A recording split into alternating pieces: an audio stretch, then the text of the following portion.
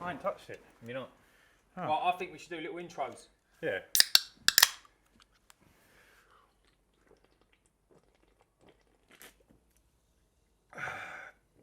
Ready. Hi there, guys. Welcome. Myself, Dan. This is Ryan from Hello. Curbside. I'm Dan from MKM Property Maintenance. Obviously, call me more than him. Should we both say welcome? Yeah. Well, not at the same time. It's not drama production. All right, I'll go first. Welcome, guys. It's Dan from MKM Property Maintenance and my friend here, Ryan, Hello. from Curbside Cleaning. This is the Uncleanables Podcast. Neither of us have done a podcast before, so we don't really know what we're doing, but we're going to give it a go. We've got a few topics that we're going to talk about over the next coming months. We hope you can join in with us.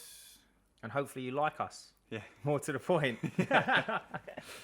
Right, so first topic we're going to talk about today is, it's a little bit of an introduction really. So my name's Dan. I founded a company called MKM Property Maintenance. I've been working for myself now for a little while, just over a year. It's been eventful. It's been really eventful. I started the company because I was always handy. I kind of was brought up learning new bits and pieces all along the way.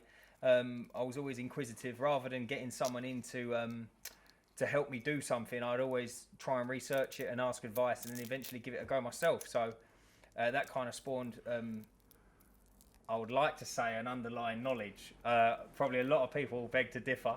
I think more importantly, it's about how difficult it is to work for yourself, and having started a business recently still. Yeah, 100%. It's something of a learning curve. And there's lots of unanswered questions that you've got. And trapdoors and falling pits. And, I'd say there's How'd more, you there's build more of them? What, trapdoors? I know you can't put a trapdoor in a canoe. I've tried that before and I sunk. But yeah, so it just kind of started out of nowhere really, and just kind of gathered a little bit of momentum, and then never really ended from there really. No. Which was pretty good, but still early days. As is all business, really. Mate, always. You've got to stay on the ball. Think for forever. I don't think you could ever take your finger off the pulse. No. I mean, like, even to a degree. Look at digressing a bit. Like, look at menus. Look at McDonald's, right? This is like the podcast now, yeah. Just talking shit. Look at menus at McDonald's, right? You think about it. Hamburgers and whatever. What you watched the Netflix thing, The Founder. What did they start with? They had hot dogs and bits and pieces. You didn't watch it? No. So he started off, he had hamburgers, hot dogs and a few other bits and pieces. They cut the menu down. They've been running hamburgers for like 60 years or whatever. Well, now we're going beyond meat, aren't we? Now they're doing obviously all the plant-based shit and that. They're going to have to adapt. Yeah. Ultimately. Well, they do the McPlant, didn't they? And I mean, how long, like really, maybe, I don't know about you, growing up, I never even heard of a chicken burger. No. I'd say that's quite recent as well. Yeah. So there's a lot that you've got to consider. There's constantly movement. Cauliflower burger they do now, didn't they? Mate, a vegan will look you dead in the eyes and tell you cauliflower tastes like chicken. Right, moving on then. I'm Ryan. Some of you might already know me because I'm famous on YouTube. Go for it, son. No, I'm Ryan. I own Curbside Cleaning.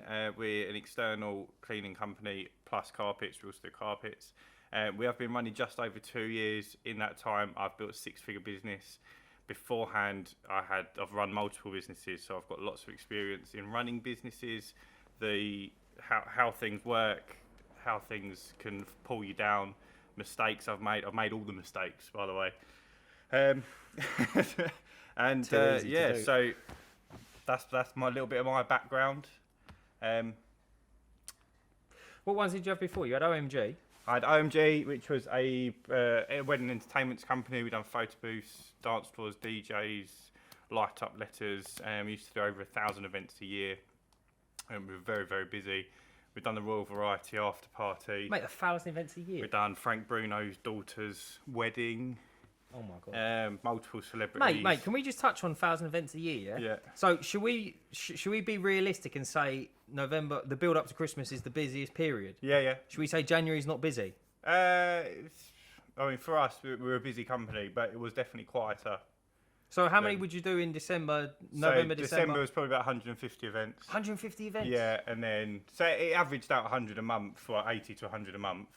But obviously December was a little bit more, January was probably a little bit less. But lots of companies, especially in the hospitality industry, have their Christmas parties in January. As because, in for their staff? Yeah, because they're busy during the December period. 100%. So there was still probably 20 grand's worth of Christmas parties in January. Oh, yeah. That makes sense. Have Christmas parties every night, and then boom, they don't have time, and they lose too much money not having a Christmas party. Could you imagine how much revenue Christmas generates? Crazy. Do you know what I mean? Absolutely crazy. If you sit there like Christmas cards, wrapping paper, mate, even sellotape to a degree. Sellotape's probably the biggest earner. Mate, it's got to be in it. It's got to be. It's got to be. When crazy. You sit there and add it all up, it's balmy. It is totally balmy. But no, it's good. It's good. And what else did you do before that? So that was sort of my first business, and then after that, we sold that in February 2019. Then I started a digital marketing business. So we built websites. We'd done a lot of affiliate marketing, which is effectively we'd buy a product, write a review on it, and then That's big business. Get people to buy it. If they bought it through our link, we'd get a small commission, but we'd do it on 500 to 1,000 products per site. Yeah, that's huge. That's what all these Instagram influencers are jumping. Pretty on, much, it's what most of the most online content creators have some form of affiliate marketing scheme or something they're signed up for. Mate, that's awesome. Whether it's a software or a product. It's clever. It's a good way of thinking about it. How'd you get into that? I just sort of fell into that because it's COVID started. We were sort of sitting at home doing nothing. So this is between you selling. So we sold February 2019. I believe COVID lockdown started April. COVID hit about April, and I think we was in lockdown by summer. Slapped everyone. And then it was like, maybe it was the year after. It was the year. So we sold February 2019, went into lockdown sort of, I think, March or April 2020. I was floating about doing odd jobs here and there between then. And then I sold my websites in August 2021. No, April 2021. Started external cleaning. Is that how long ago it was? Yeah, started external cleaning in May. Oh, wow, okay, yeah. So, that was... Why external cleaning? So my father-in-law was a window cleaner. He sadly passed away about six years ago now. We had all of the equipment for window cleaning specifically in the garage, sort of sitting there gathering dust. So I decided to jump in. We had managed, funny enough, the week that I started, one of his old clients called up. So he'd died about 3 years prior to this, 3 or 4 years prior. But his daughter had been doing a few bits for about a year, and God knows how, but 2 years on from that, pretty much, one of the customers called and said, is anyone able to clean our windows? Oh, wow, really? And I said, funny enough, I'm just in the process of sorting out a van. And the day after, I had one customer. That was it. I went out and done one customer. Yeah. Mate, but what a story. Yeah, my day one customer. By the end of my first month, I'd done £600 in revenue. I couldn't tell you how I done that, but end of the first month we've done 600, and then we've grown every month since then. Just even you saying that, right? I think when people talk about business and starting businesses and things like that, and they go, yeah, but I'm on say you're on £1,500 a month, right? I sit there and I think, people throw the word month around. There's a lot of days in a month. Mm-hmm. Do you know what I mean? There's an awful lot of opportunities in a month. I think anyway. Do you know? A minimum, say 4 weeks, etc. Some months. Some people will work 7 days a week for for example, in this industry. 7 days a week during the summer because every day is sunny. Well, you can get out every day. You can get out almost every day, and then in the winter they might only do 2 days a week or not work at all. Some people. Yeah. It sounds a bit crazy to me, but that's what I know. Some people do that, take advantage of the summer months, the longer days. 100%. And I should imagine there's people with winter jobs that just coin in the summer. Yeah. They only get leaflets printed April time, and then boom, away they go. Well, you get a lot of seasonal businesses, don't you? So Halloween, like fancy dress companies, probably do better at Christmas and Halloween, and 100%. Those sorts of events. Whereas 100%. External cleaning, it's not. I'd say, to be fair, so window cleaning specifically, because you get a lot of companies that work during the summer and then drop off in the winter, I actually pick up more new business during the winter. Oh, really? Although I have customers come off the round because they're like, well, we don't want them done during the winter. Yeah. I actually pick up new customers more because the window cleaner stops turning up. Of course. Yeah, it makes sense. Or they haven't heard from him for a couple of months. Yeah. And those people that do want it done throughout winter, or even if they have it done every other month, so it's only like 3 cleans through the real worst part of the year, and they could miss that whole, because they could come in, say, October when it's still semi all right. They'd be due in December, but they don't come in December because the weather's horrendous. Yeah. And then they don't see him until February. So it's like it's too late, 4 months. Yeah, it's too late, yeah. In a weird way, they've kind of done all the hard work for you. Yeah. Do you know what I mean? They've obviously had to sell the customer, etc., and finally got them on. Yeah, no, it's decent. Yeah, Makes so sense. it's one of those...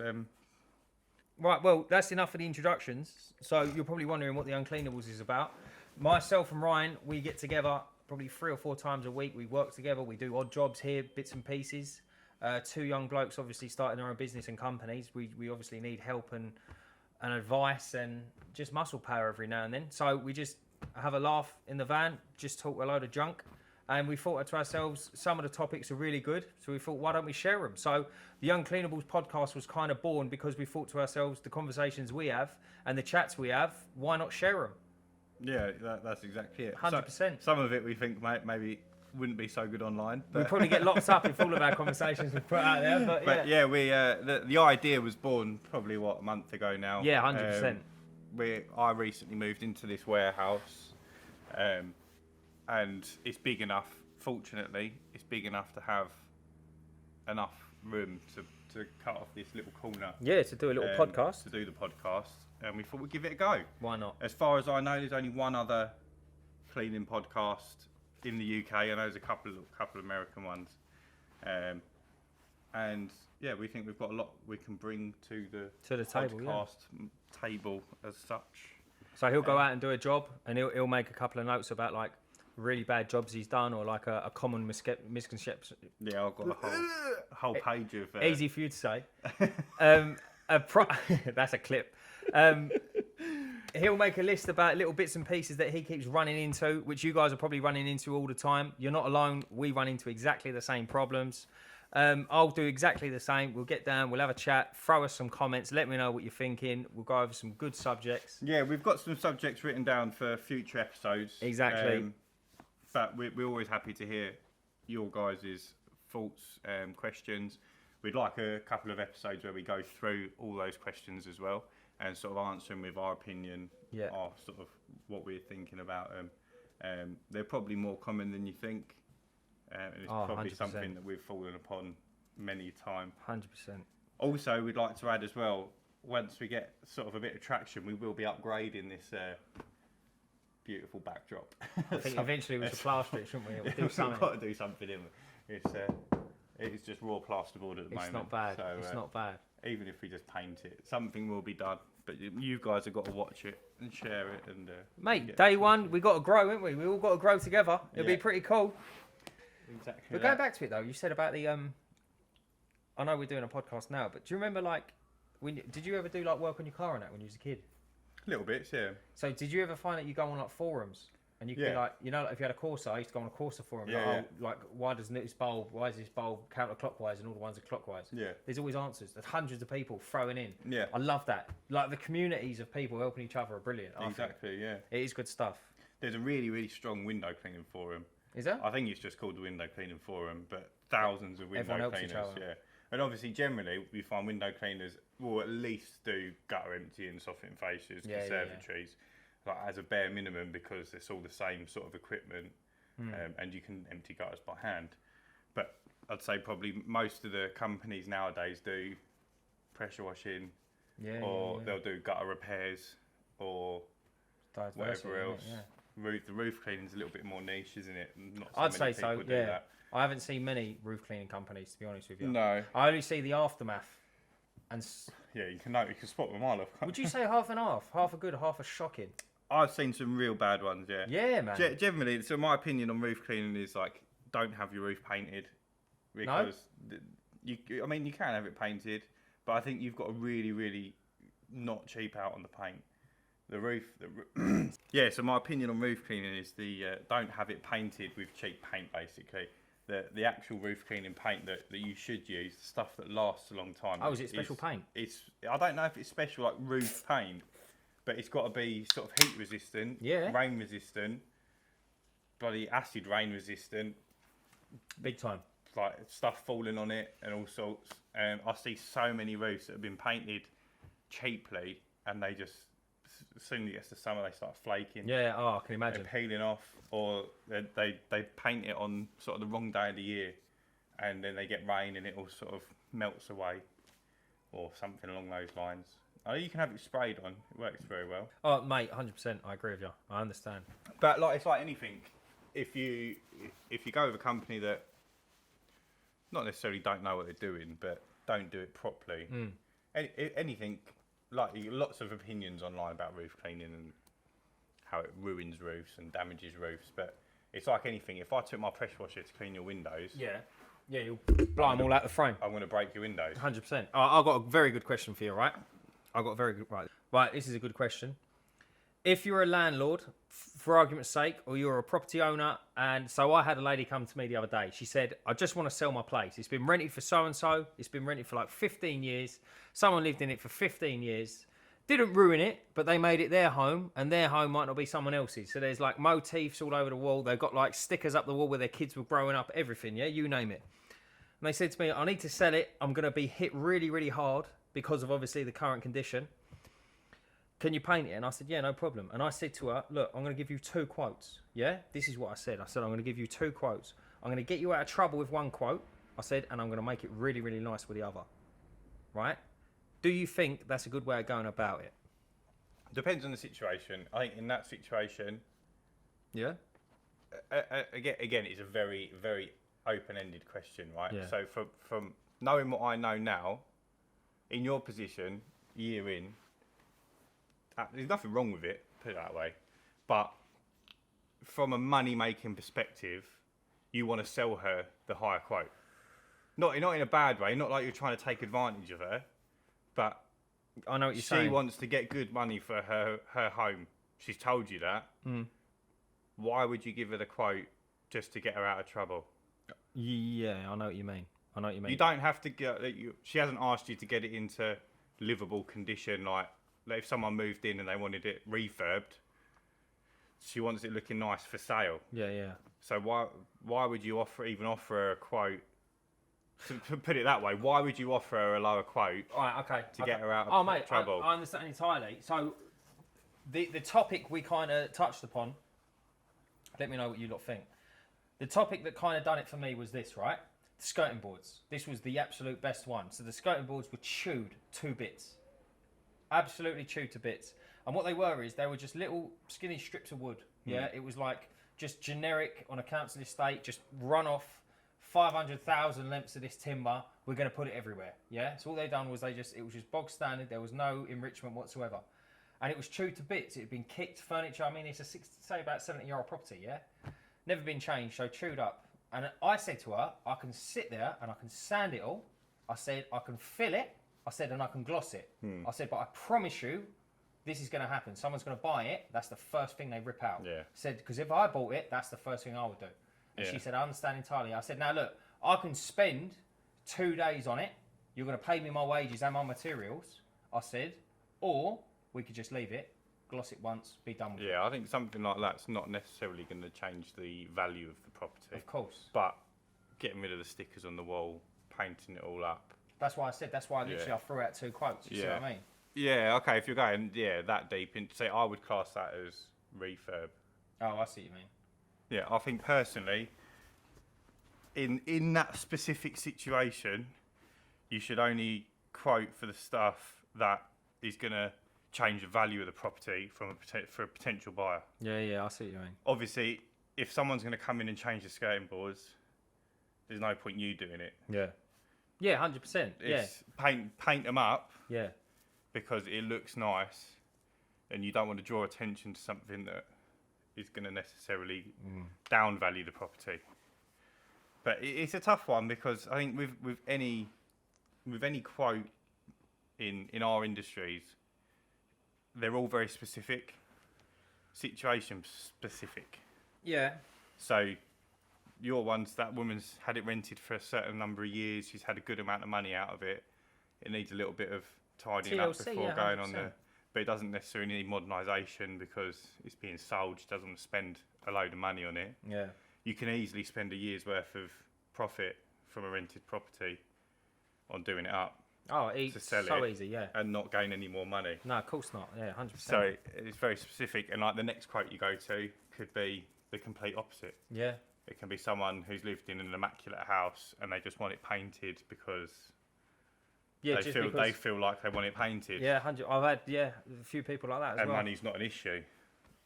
And you've got to take every job with a bit of pinch of salt, I think. So if you've got like say an old lady who's had a property for years, it's been rented out, someone's sort of not necessarily abused it, but It's well lived in. Yeah, it's well lived in.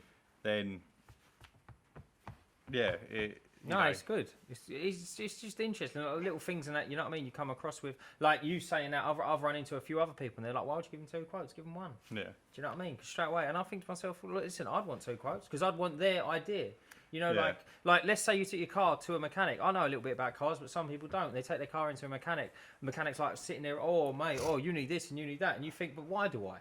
Do you know what I mean? See, how I like to do business in that specific situation is I wouldn't give her 2 quotes. I'd quote each individual bit that can be done on its own.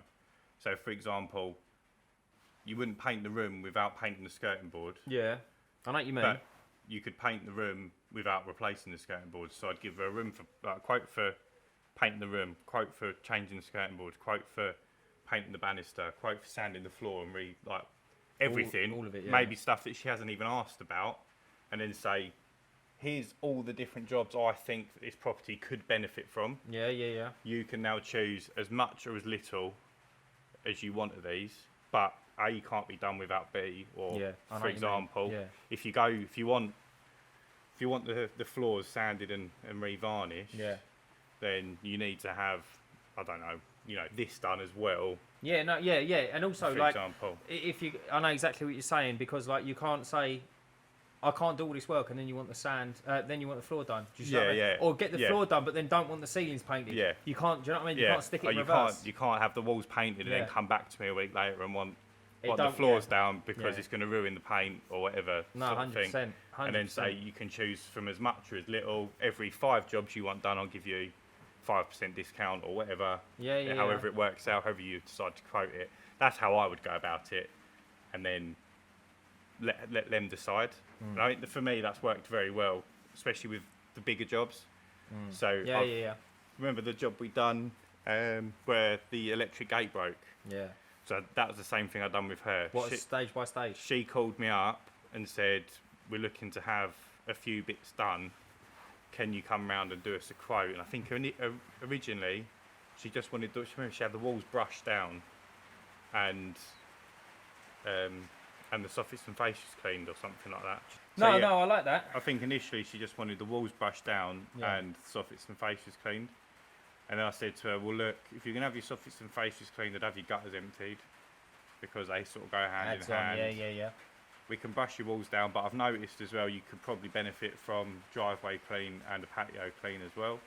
So I threw all the quotes out. She ended up going with all of it. Do you know what? That's blinding. That's seriously good. Yeah. I like that. I think because they've called you up because you're the professional. Yeah. I really like that. If they idea. could do it themselves, Yeah. they'd do it themselves. Yeah. So No, that is awesome. from a professional's point of view, if you say your property could benefit from this, and I mean in your game, it's like if you get called in to paint a room and you say your skirting boards could do with sanding and or holes need revarnishing, filling and things like or that. like you've had the walls done, why don't Everyone you have needs your a hole doors done filled. as well? Mate, you saying that, I've been in scenarios before where I've done bits and pieces like that, and it just makes sense. And do you know what? Your hit rate on that is surprisingly high. I think that the best way to build a business is to be proactive. Obviously, as you get down the line, you don't have to do it as much, Yeah. but it does work.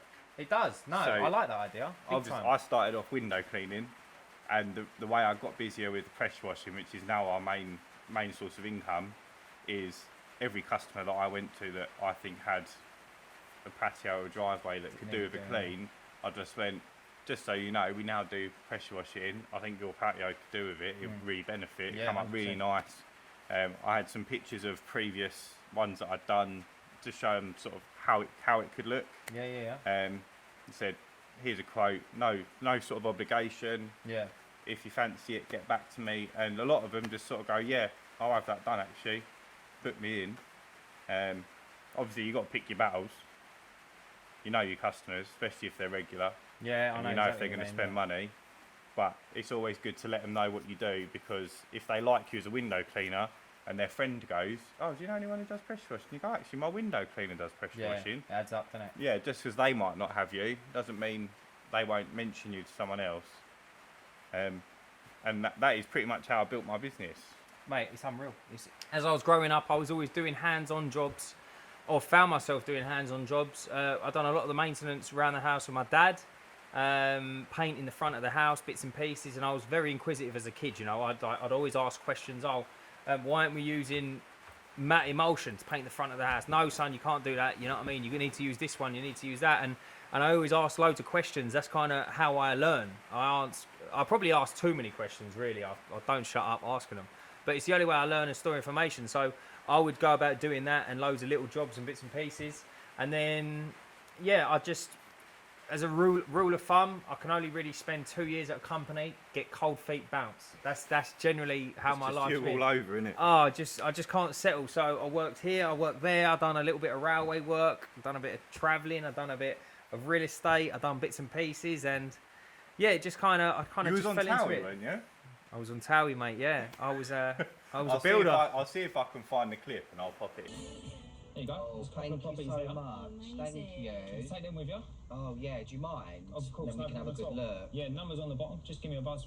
Let me know what you think. Into the Yeah, video. I was actually an estate agent on Towie, but yeah, it weren't, mate. It was all right. Listen, you ain't fucking been on Towie. Oh, he's humble. He's humble now. He's humble now, but he don't shut up. I don't like talking about it really, but yeah. So it's been good. So yeah, kind of just fell into it, and then I started doing bits and pieces for myself on a house, and I thought to myself in between Christmas and New Year one year, and I found myself doing an awful lot more than what I thought, and I thought to myself, I can do this. Like I can really do this. And then I sat there and I thought, why can't I make a living out of it, you know? And then like I look at the finish I leave on jobs sometimes, and the professionals, and I think, mate, the guy's a cowboy. Do you know what I mean? Like if he's cutting a living out of doing this, There's a lot of cowboys out there, then I can cut a living doing out of this, you know? especially in your industry. I think more so. I hate it, to be honest with you. I don't mind doing it, but I'd like to. I'm focusing more on like block management, like actual property maintenance. Pepsi. If shout Logan us Paul out. watches this, we'll have a couple of bottles of Prime, please, big man. I watched the old the weigh-in. For- Oh mate, Logan Paul, KSI. Oh yeah, I did. I saw a couple fight of Tommy clips. Fury and A couple of little clips. Oh mate, what is going on in the world? It's a I bit of don't a joke, isn't it? John Fury was just going mental, innit? Kicked all the tables in the air, Yeah. didn't he? Did you see who he called out? No. Mike Tyson. John Fury's like, come on, Mike. He's like, me and you, Saudi Arabia, come on, brother. And he's like sparring the camera. I thought to myself, oh, man. That's one man I would not want to call out. Mike Tyson. Yeah, I think Mike Tyson would knock his head clean off. I was thinking about him earlier, man. He was just a wrecking ball. This is what I mean about boxing. Like, when you get in that level, like, who's like a big YouTuber? Anyone. Well, not even a YouTuber, just anyone big. Me. Like, yeah, you. Curve cycling. Instead of throwing a towel in, it would just be a pressure washer. just Just a goes hot over the pressure ropes. Yeah. Yeah. Just a microfiber cloth. Just and a tosses it squeegee. in. Yeah. You know the water butt? It's the one with it's got your squeegee in it. You just getting a drink and pour it in. Just in cool down in the corner, I'm just blasting you with a Pressure pressure washer in the washer. face. Turbo nozzle to the mouth.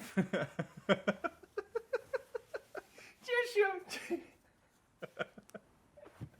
Oh mate, that's Just, quality. you know when people skydiving, their mouths are going. Yeah. Oh man, that is quality. But yeah, this is what I mean. It's like even a cut of pay-per-view. Everyone loves it, man. Everyone goes out. I don't know when it turned. It used to be. I'm not saying they're not good fighters. Like, do you know what I mean? I wouldn't want to jump in a ring with them. I don't. There's still professional boxing going on, but like professional boxers fight once every 18 months. These boys are fighting every 6 months, every 4 months. Mate, it just seems like all the time. Yeah, but people want to watch. Yeah. Like you see all the comments just knocking it. This ain't real boxing, blah blah blah. But like I think WWE ain't real fighting, but it's still got one of the biggest fan bases in all sports. no, but I think It's but you know because what it's entertaining. but WWE's always been that. Yeah. Yeah. But I don't think boxing's particularly. It's not like a sport. It's entertaining to watch. Yeah, of course it is. Yeah. Like, it's the old Coliseum obviously, days, isn't they're it? all that's it. Yeah. They're obviously all athletes, top end athletes. Yeah. But it's not like a 100-meter race where they're all running and the winner wins. It's like they're fighting almost. Is that how it works? They're fighting to the death, aren't they? Like. Yeah, I know what you're saying. It's entertaining in that sense because it's something that. I don't think I know exactly where you're coming from. I don't think it's the boxing side of it. It's not the boxing side of it. It's the shit outside. Yeah. And it's the press conference, and he brought in a cake, and he's like, "Oh, everyone screws your girlfriend, man." Yeah, I think that's all. And put it's on. all like, "Mate, what are you talking about?" I think that's all put on. Yeah, but it's like four kids arguing. Do you know what I mean? I think that's the joke side of it. Yeah. Like let's go back to Conor McGregor. Like his weigh-ins and his chats, unbelievable. He just ruled the room. Can sell anything. And these lot are like, "You stink of poo." It's like it doesn't make sense. It's just childish, I think. But watch me get called out now. Yeah. Jake Paul batters me in No, it's Wickford. gonna be like fucking Dave from Sussex Exterior Cleaning. Die Hard fan. yeah. My pressure washer's stronger than yours.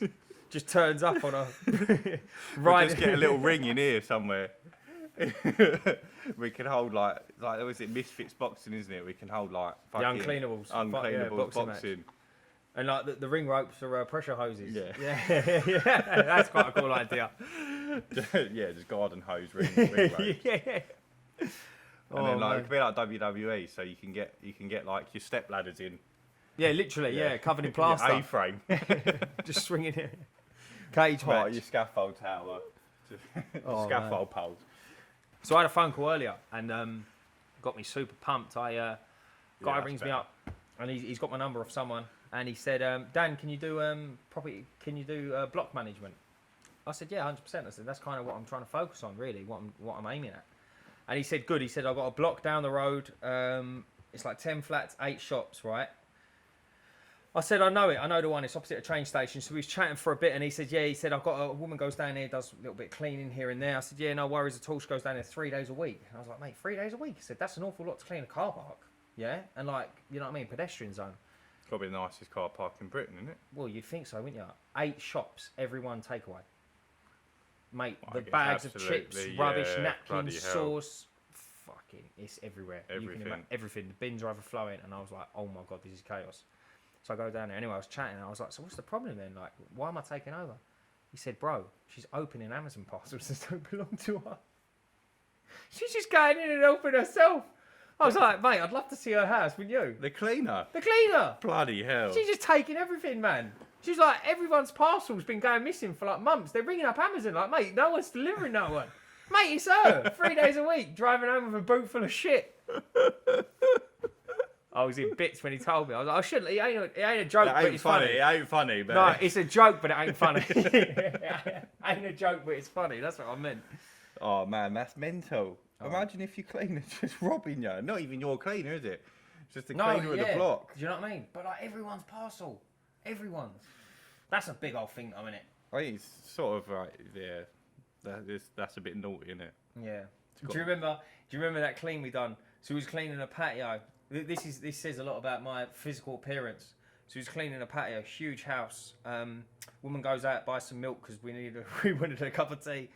"Oh, my daughter's in. Oh, don't worry about it." Daughter comes running. Do you remember? Yeah. Daughter comes downstairs, goes over to the patio. This is like a huge front on the back of a huge back of a house. Goes over to the patio doors.